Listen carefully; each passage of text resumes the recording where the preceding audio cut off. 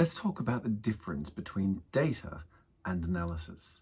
Because I frequently see people looking at data in organizations, but not necessarily doing the analysis or understanding what that data is telling them. So let's have a look at this typical sales performance scorecard you might see somewhere. And what can you see immediately is sales are down 6%. That's terrible. That's a disaster. What are we going to do? But is that really telling us the story? Or is there something else going on? So let's look at historical performance. Let's look at the last 6 months.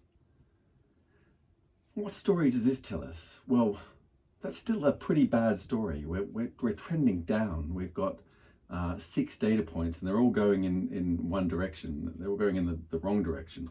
So that's not great either, is it? Let's have a look even broader again and see what that's telling us.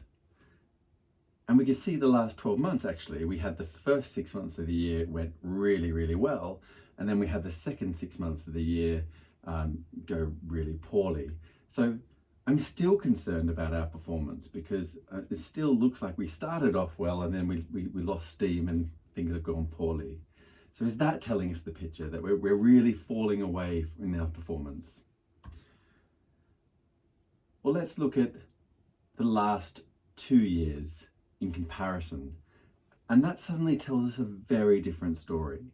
And actually what we can see here is that our performance this year is exceeding the last 2 years' performance. So whilst we always see a downturn in June, it's predictable, it's expected. And in fact, instead of being upset that we are minus 6% in terms of our sales, we should be celebrating the fact that the previous year was minus 6.5% and the year before that was minus 7%.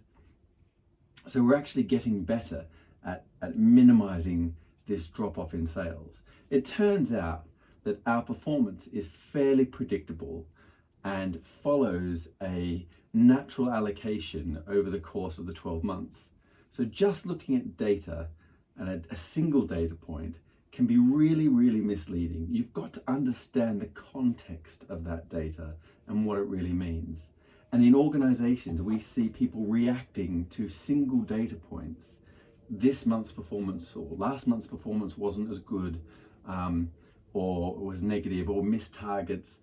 But we're really bad at looking at the context behind what that data is telling us and the analysis, the comparative analysis that goes with it. So next time you see a single data point in isolation, have a little alarm bell go off and think, what's the context behind that data?